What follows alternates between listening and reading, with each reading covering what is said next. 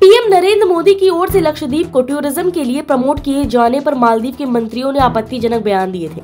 इसके बाद भारत और मालदीव के बीच रिश्ते और खराब हो गए हैं, जो मुइज्जू के नेतृत्व में आई नई सरकार के बाद से ही पहले ही कमजोर लग रहे थे।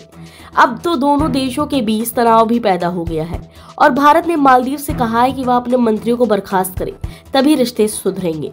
इस तनाव के बीच सोमवार को मालदीव के राष्ट्रपति मोहम्मद मुइज्जू चीन पहुंच गए।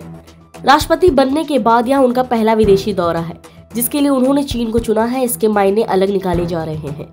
इस बीच चीन ने भारत को सलाह दी है कि उसे मालदीव और चीन के रिश्तों को लेकर बड़ा दिल दिखाना चाहिए।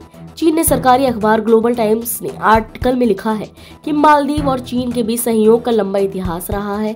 हमारे बीच 1981 से ही आर्थिक कारोबार शुरू हुआ था। इसके बाद दिसंबर 2014 में दोनों देशों के शीर्ष नेताओं की बीजिंग में मुलाकात हुई थी। इस दौरान दोनों देशों के बीच कारोबार और अर्थव्यवस्था पर मीटिंग हुई थी। इसके अलावा 2017 में हमारे बीच फ्री ट्रेड एग्रीमेंट भी हुआ था।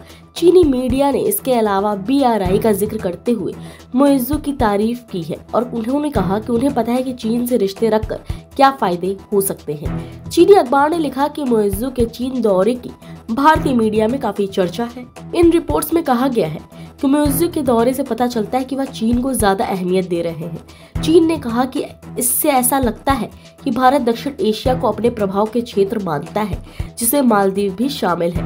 ग्लोबल टाइम्स ने लिखा, भारत को लगता है कि मालदीव उनकी ही नीति को अपनाए, जिससे चीन से दूरी बनी रहे, लेकिन उसे समझना चाहिए कि मुइज्जू के चीन दौरे का सिर्फ इतना ही अर्थ नहीं है कि मालदीव प्रो चाइना है और एंटी इंडिया होने जा रहा है। गौरतलब है कि चीन का यह बयान ऐसे समय में सामने आया जब भारत के साथ मालदीव के संबंध निचले स्तर पर है। मुइज्जू ने सत्ता संभालते ही कहा था कि भारतीय सैनिकों को यहां से चले जाना चाहिए।